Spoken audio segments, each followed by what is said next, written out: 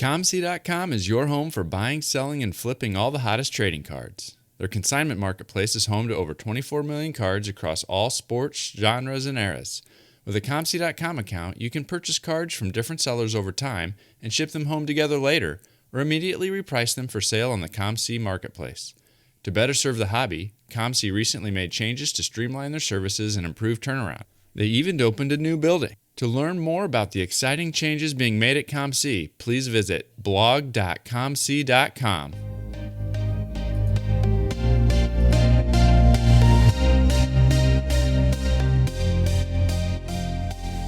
You're listening to the WaxPackHero Sports Card Minute, a podcast where we discuss both the hobby and business sides of collecting. I'm your host, Mike Summer, and I want to help you buy, sell, and trade your way into a collection you'll love.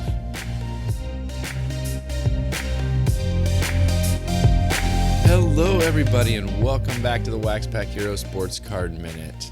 We have had quite a bit of news start to roll out over the last couple weeks about this summer's plans for card shows and conventions. It feels like we're getting a little bit back to normal. The National is going to be going as expected. Beckett announced that the Industry Summit will be back to a live in-person event this fall in September, which is exciting to see. There's a new card show that's going to be attached to that. It's just, we have so much going on. The companies are starting to talk about their plans for what they're going to do at the National, and more of those types of things are taking shape. And I'm excited about that. After this last year, I'm excited that things are going to get back to normal, get a chance to see some people that I haven't seen in several years, get a chance to meet some people for the first time that we became friends over social media. And so I am excited to see what this summer brings, and I'm looking forward to these next couple months unfolding. I just can't wait to see what happens. On today's episode, I'm going to be bringing another edition of Better Know a Collector. I'm going to be talking with Ken Capell. He is somebody that, as you'll hear, I met through Dr. Beckett's virtual hobby dinner, and he is a big collector of hockey cards. He almost exclusively focuses on hockey cards at this point in his collecting journey. I haven't had a lot of people that discussed hockey in the past. We've done a few episodes that brought in hockey, but not a ton. So I thought Ken would be a great addition to the lineup to talk a little bit about his hockey collection and why he collects those things. And so we're going to go ahead and do that here in a minute. But first, I want to again tell you about Underdog Collectibles, the online shop run by collectors for collectors.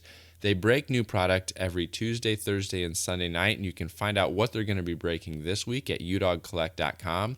But they're also expanding. They have recently opened a brick-and-mortar card shop location in Knoxville, Tennessee. And so if you are in the general area, you can go check out their physical card shop as well. And so not only do they break, not only do they have their Facebook group where people talk about cards and hits and enjoy their collections, but you can also go visit them in person now. Learn more at udogcollect.com and tell them WaxPackHero sent you. Ken, welcome to the show. Thanks for having me, Mike. It is a pleasure and an honor. I love everything that you're doing and your passion and excitement. And this is like one of those pinch me moments where I can't believe I'm actually getting a chance to talk with you on the podcast. So thank you. Well, I appreciate that. I want to get in a little bit to your collecting background, but even before that, I want to touch on how we first got connected.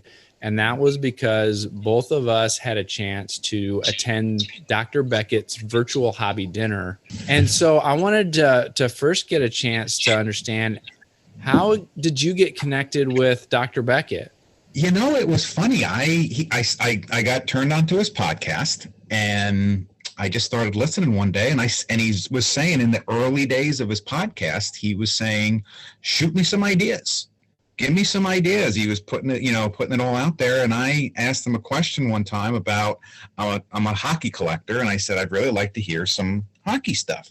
And he says, well, give me a couple. He got back to me, which when I saw the email come in, I freaked out because I'm like, oh my gosh, this is the man this is Mount Rushmore of sports cards. And he's reaching out to me. And he said, why don't you just go a little 5-6 minute thing on what you want to say, what your question is. And I recorded it and sent it to him.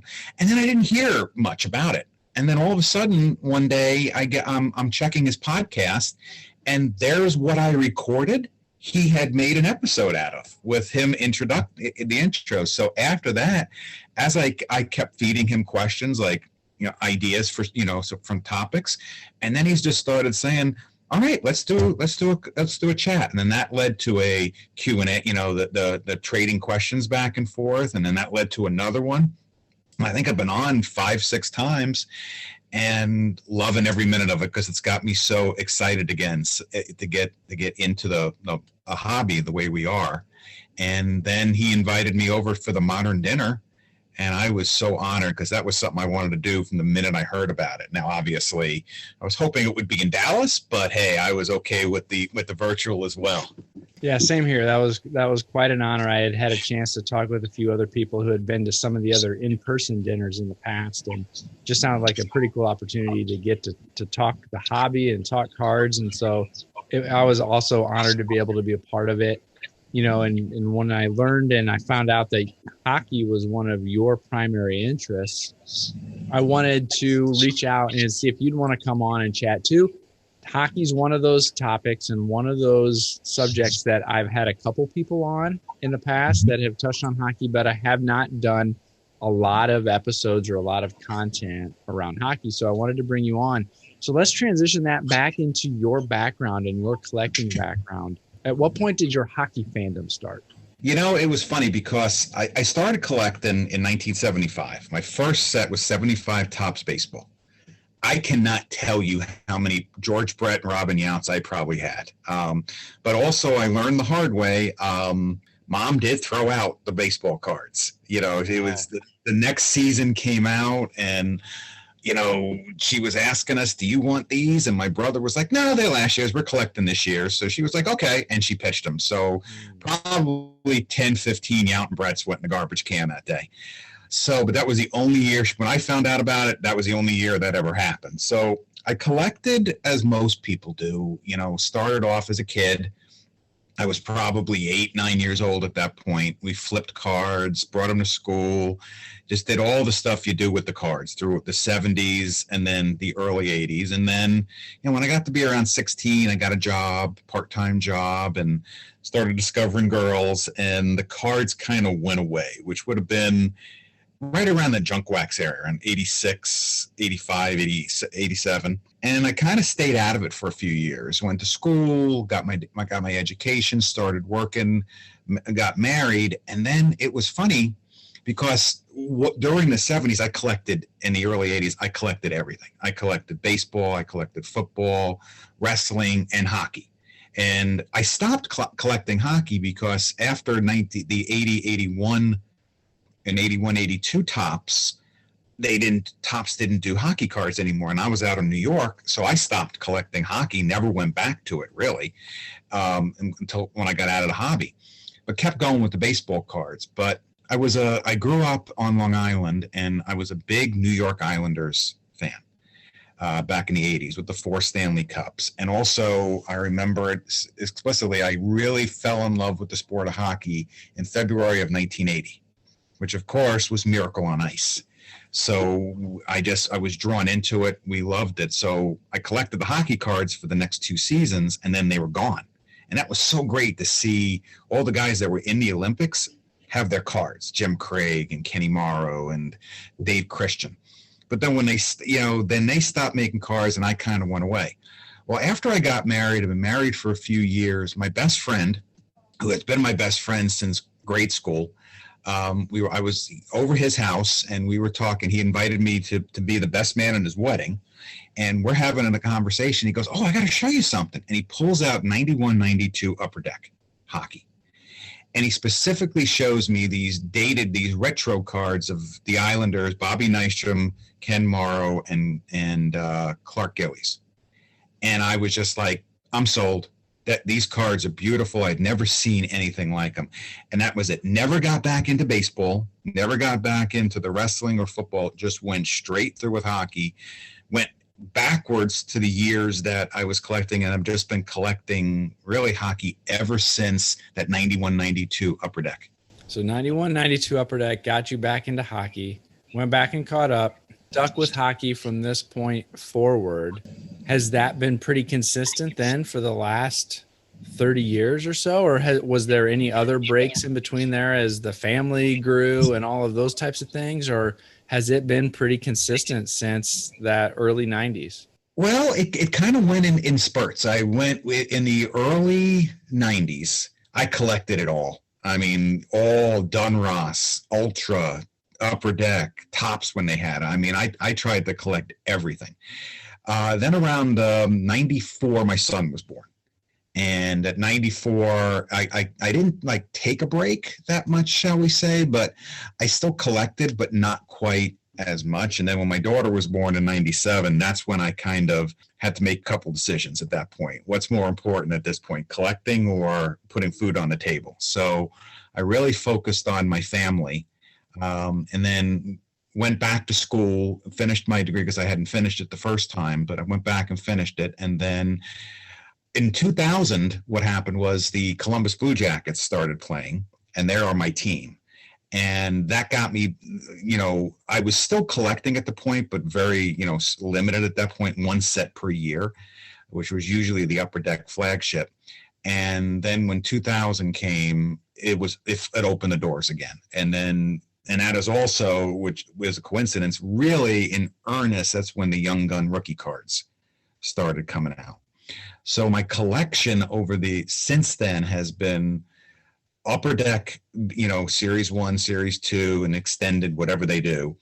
Every single Young Gun that comes out, that has the Young Gun logo on it, and then Blue Jackets, So I have two big collections right now, and that's the Young Guns collection and the Blue Jackets collection. And the Blue Jackets one is everybody that's played at least one game in the NHL for the Blue Jackets, I have their card, a base card. So you think starting in 2000, it's not that hard. It's getting harder as it goes. But once you kind of keep up with it. And then, of course, I'm a really big rookie card collector, specifically the Young Guns. And I'm actually getting pretty close. I've got, for the history of Young Gun rookie cards, so not anything like Legends or Flashbacks, I'm missing one card from the start of it in 1990. Wow. And that is a Henrik Zetterberg Young Guns rookie, which I've got my eye on, and I just have to decide when I want to actually pay what they're asking for it. Any thoughts on Upper Deck having that exclusive? Would you like some of the other manufacturers to be able to produce hockey cards again, or are you happy with what Upper Deck is doing and happy with the products that they're releasing? You know what, to be honest with you, I really enjoyed when Panini had it. I still, the only rookie card, in my opinion, is still the Young Guns. I love those. Just the way they hold their value. They look nice every year. They're complete. They have all the great players.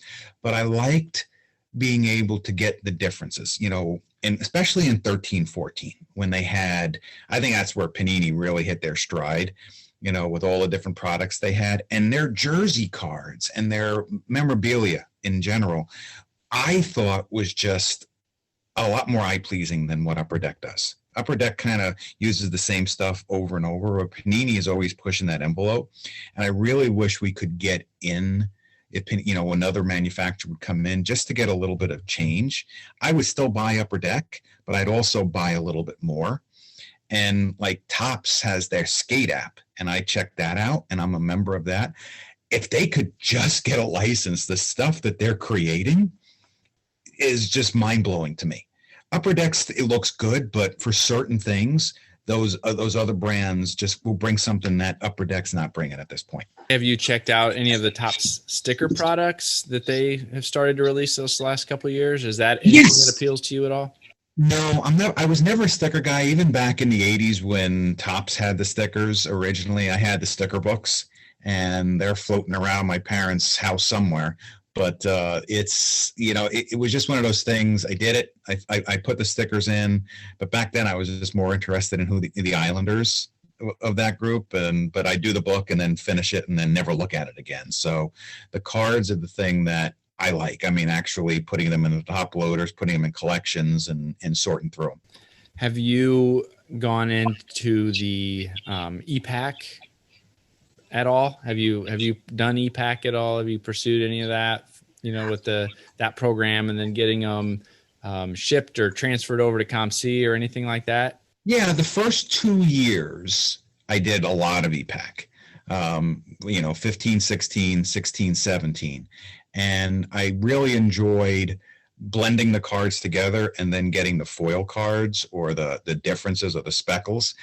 What I realized was, it was the same thing, and it was just a lot more, it was harder to get them per se, to get the base cards. And I utilize ComC a lot for that now. I just, wait a few months and then go in and buy every card that I want on ComC and don't go through the hassle. What I really loved about e-Pack, though, when they stopped doing it, was when they came out with the compendium set, which was I think the first year was 3 series, because they were great because because like I said, I'm a Blue Jacket collector, and I want them not only in a card, but I want them in the Blue Jackets logo.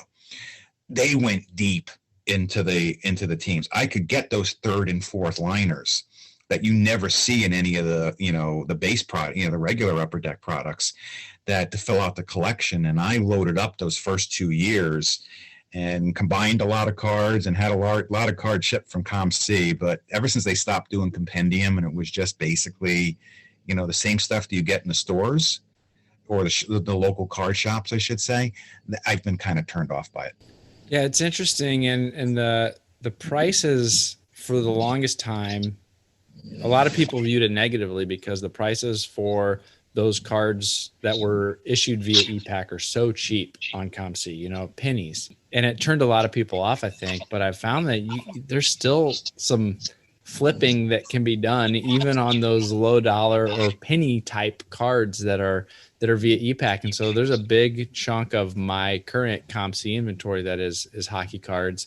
I guess I wanted to try a little project, and I went via e-Pack and bought on the secondary market on ComC the whole rookie jersey set from last year. And so I tracked down all of those Series 2 rookie jersey relic cards and bought them all on ComC that were originally issued via e-Pack on ComC, and said, this will be something a little bit different. So that was kind of a fun little project that I did to put together all of last year's rookie jerseys via ComC e-Pack stuff. So that was kind of a fun thing.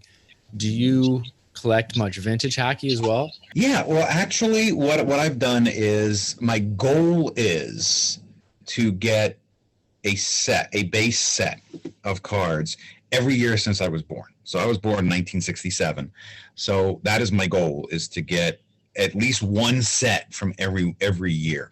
I haven't hit the 60s yet, but I'm pretty much caught up with the 70s and getting closer with the 80s, because that was the fun time. Now, what's funny is most of the rookie cards I've gotten from that time. So when I say the 60s, that's my ultimate goal.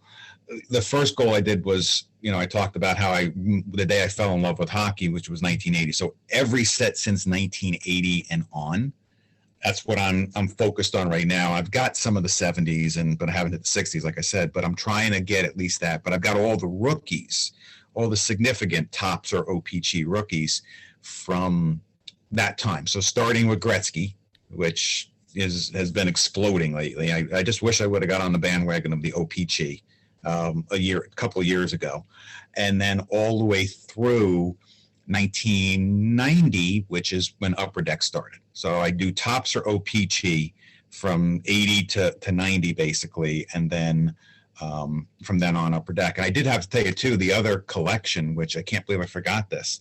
It's like it's when I tell people, they're like, how did you ever get that idea?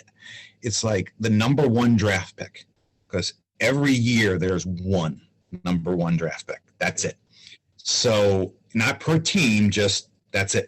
I've got a card of every single number 1 draft pick in the history of the NHL. Funny thing is, 3 out of the first 4 years, they never played in the NHL. There's no cards. Wow. So the guys that in the first 3 of the first 4 years never had a card. But up until 1990, it's either tops or OPG. And then from 1990 on, it's Young Guns. So, which kind of fits in with that Young Guns collection again. So, yeah, so you think of every number one draft pick, the highs like McDavid and Crosby to the lows of Nail Yakupov and Alexander Deigel or Deig. I've got them in a collection somewhere, some here in the house. But, it's just, that was just one of those collections. I said, that's something different. It's like, and then it's nice because once you complete it, you only got to get one extra every year. These last couple of years, we've seen quite a resurgence in the hobby. I'd say that hockey is probably one of those sports that has been impacted less when compared to some of the other sports.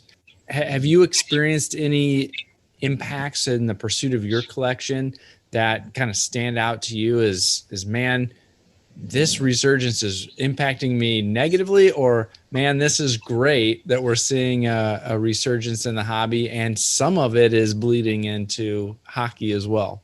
Yeah, I think the biggest thing that is happening is, and maybe it's just a single license, maybe it's Upper Deck, but there's between retail and hobby and EPAC, there's not a lot of difference.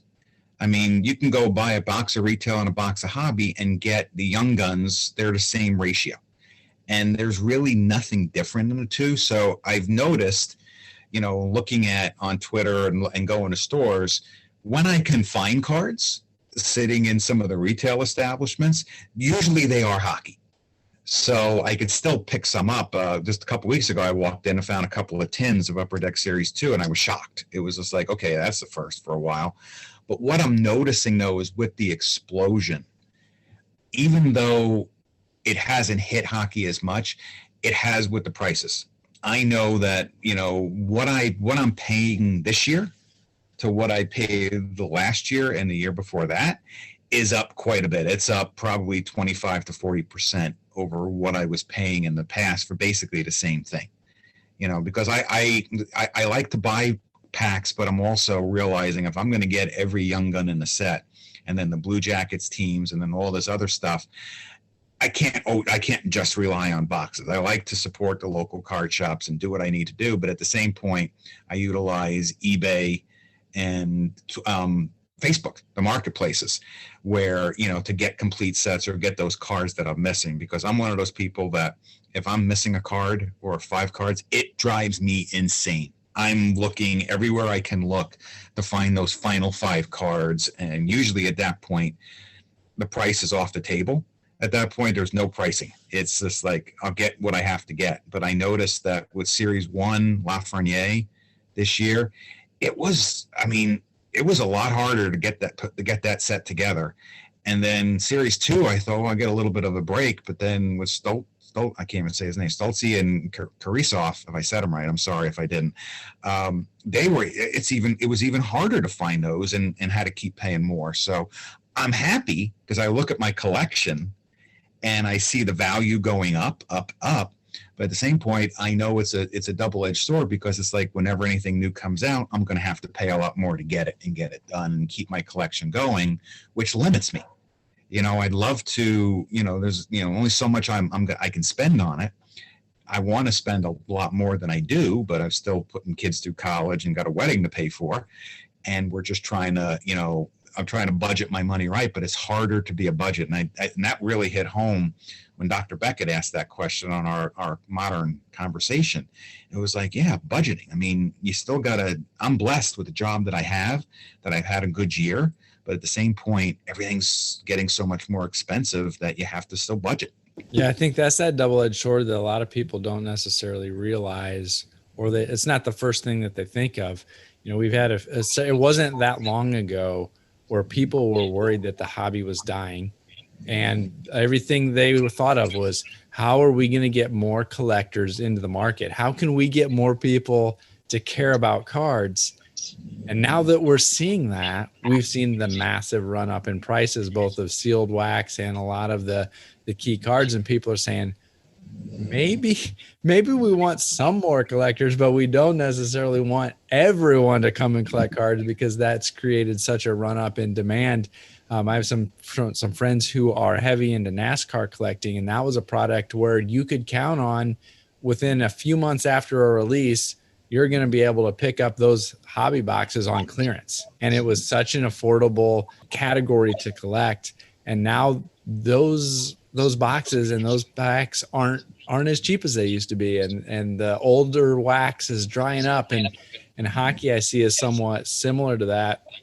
When I came back into the hobby in 2015, 16, some of those 2013 score boxes that you talked about, Panini in that era, those were some of the first things that I got. I had just moved back from living in Toronto and had become a Leafs fan, and re-entering cards. Hockey was one of those things that I was starting to pick up some stuff on too. And those boxes, I think those hobby boxes I was getting for like $13 or $15 a box when I first came in, which was crazy, compared to what you could see now. Oh, I know. Like for the longest time, because it still has a special place in my heart, 'cause that's what got me back in. If I see a 91, 92 Upper Deck box, Series 1 or Series 2, or a 90, 91 score, I buy them. It's just like anytime I'd see them. And for the longest time, $5, $8 I could pick them up for. Now I'm seeing $25 to $30 for the same boxes. And I'm like, what's happening here? I'll tell you what the big thing is going to be, and I'm really excited. Because you said Toronto, and it sparked something in me. Since 2014, the friend of mine, Jim, who got me back into collecting, we've made an annual trip to go to the Toronto Sports Expo in the fall version in November, which always coincided with the release of Upper Deck Series 1. Well, obviously last year we didn't go, but I'm so excited but nervous, because I just, that, to those that don't know about that expo, it's like the National, except instead of the National is like 5%, 10% hockey, it's 90% hockey up in Toronto. It's smaller, but everybody has hockey. And if you want it, you can find it. But I just would go there, and I'd come back with monster boxes filled with cards that I was able to purchase in those 3 days I was up there. I don't know what it's going to look like this year, assuming they have it in November, which they probably will, I'm guessing. And if they kind of have it, I'm going to be there. But I'm just very nervous because, what will happen to the dollar boxes? What's going to happen to the $5 boxes? Or the dollar box is now going to be $10 boxes? I don't know. It's just going to be really interesting to see. And I'm actually thinking about going to the National this year, because I love Chicago, but just checking it out just to see, okay, what's Toronto going to look like if the National looks like this, and how different it is, the collecting atmosphere.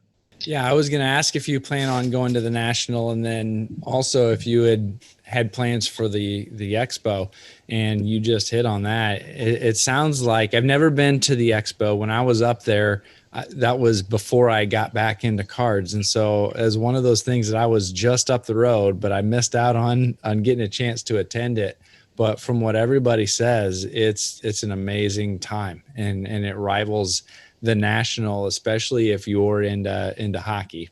Oh yeah. Plus the stories you hear. I mean, just sitting around, and one day I was sitting there just going through a box, and there's a guy sitting there talking, and he's talking about Billy Smith, the Islanders goalie, and how when he played against them. And I'm like, wait, what? He played against them? And then one of the vendors is Marcel Dion, Hall of Famer. He's a vendor up in Toronto.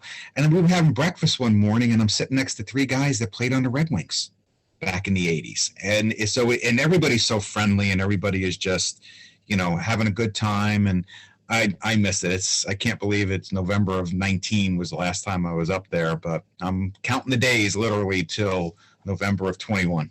Now, you mentioned having a couple kids. Do any of them collect at all? Are they into cards? No, my son never got into the cards, but he got into Pokemon cards. So he's a big Pokemon collector, especially he's really into the first couple of years. He's 26 now. But what my buddy and I, who we do it all together, his two boys and my two kids have no interest in cards whatsoever. And neither one of our dads ever did anything. So it started with us and it stopped with us. So yeah, I'd love to be able to give my collection to my son one day, but he'd rather do his Pokemon cards, which is fine. I respect that. He doesn't get the hockey. I don't get the Pokemon, but we know we both have a passion. So at least we have that type of conversation. My daughter, no, she never got into it. I was also wondering, a lot of the folks that I talk to have kind of both that hobby and business side of collecting or of the hobby, or they're somehow involved in creating content. Do you do anything else to share your collection or to engage in that way? Do you kind of have a content focus at all, or are you primarily just out there collecting, building your collection and that type of thing? Well, right now I'm really enjoying, especially the last 4 or 5 years when I really got back into it. And then I really want to get into the podcasting space. So I think I've got some good stories, and I'm just trying to figure out how I fit into it at this point and what I can do, especially being primarily a hockey collector. So trying to find my way through that and really just trying to just get my collection good. I've been focusing on the collection, but then, the second act of my life is coming closer than, it has been. Now I think I'm less than 10 years, hopefully, before I can retire. And I'm going to try to set up in the next couple of years what I'm going to do after I retire and how I'm going to spend my time. And I know a lot of it is going to be in the hobby. And, just even if it's just a vendor, going to different shows. I'd love to go, to the Expos, the National, consistently, all of them throughout the year. Go down to Dallas and see those card shows that I hear about down in Dallas all the time, the Rich Klein shows and then the monthly show. But really just be specific, keep my collecting going, but at the same point, starting to share. And I love getting on with you here and my stories that I've been on with Dr. Beckett to kind of shift it. One of the times he let me on was we talked about insurance, because I'm in the insurance industry, and we talked about insuring your cards. And that was a lot of fun because I got to actually talk about the two things that are passion in my life, what I do during the day and what I do on the weekends and nights, and kind of combine them all together. But really just kind of try to get more, kids into the hobby.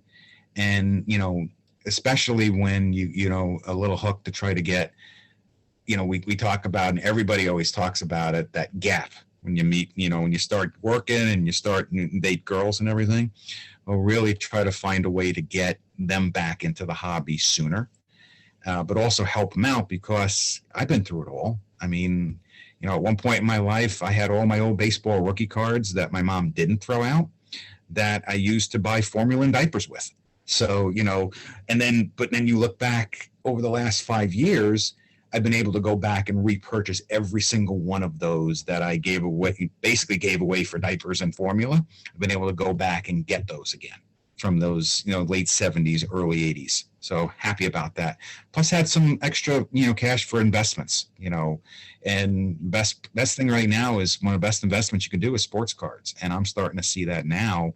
In 2014, I bought a Derek Jeter SP rookie card just because I love Derek Jeter, and it was the first and only baseball card I bought in the last 20 years. And that's it. And, I look at that as, okay, what can I do with this now down the road to help me collect more of what I want to do? Not to flip it, but to actually put it in towards the collecting. So that's kind of where I'm kind of spinning my wheels at right now. I like it. Well, thanks, Ken, for coming on today and sharing a little bit about your collecting background and what you're chasing down and why you're so passionate about hockey cards. So thanks. Any final thoughts that you want to make sure people are aware of before we go? No, just, I love what you're doing. I love listening to your podcast. You're so even, I love your voice is perfect, and, just keep doing what you're doing, but also, maybe keep watching the sports and keep, collecting the cards, because it's just not for kids. It is, but we want to keep the kids involved. But I'm, 54, and I feel like a kid most days. Like I get so passionate when I'm talking about it and when I'm collecting, and when I still get in, I don't get the magazines anymore, but when I get online and I look at my cards and I'm like, oh, this one is this and this is that and this is who I need. So just keep the passion going. The Sports Card Shop at MoCo is your small-town local shop with a global reach. Conveniently located in New Buffalo, Michigan. We're an easy drive for most residents in Michigan, Indiana, Illinois, and Ohio. Come see us every Tuesday through Saturday from 10 to 5 and Sundays from 12 to 5. Want to shop from the comfort of your home? Give us a call at 269-469-0140 or visit our website at thesportscardshop@moco.com or our Facebook page. Major credit cards and PayPal accepted, and we ship anywhere in the world. We're an authorized dealer for both Panini and Topps, with new sealed wax from both arriving weekly. And yes, we have PSA and SGC graded cards and over 250,000 singles in stock. Be sure to follow us and turn on notifications for posts to Facebook, Instagram, and Twitter so you don't miss out on new arrivals. The Gocher family has been serving this community for over a decade, so stop by or visit us at thesportscardshop@moco.com. Thanks again to Ken for coming on. I really appreciated his perspective on hockey cards. I like his focus on the draft picks, the number one draft picks, as well as building those young gun sets every year and collecting at least one set from every year he was born. It's a pretty cool collecting focus, and I appreciate getting a chance to hear more from him. So thanks again, Ken, for coming on. I'd love to know what you think about this episode. I'd love to know what you think about Ken's collection. Reach out to me and let me know at WaxPackHero@gmail.com. You can follow me on Twitter at @TheMikeSummer. And I'd really appreciate it if you would help spread the word by telling your friends about the show if it's something that you enjoy. Well, that's all I've got for you today, so I'll catch you next time.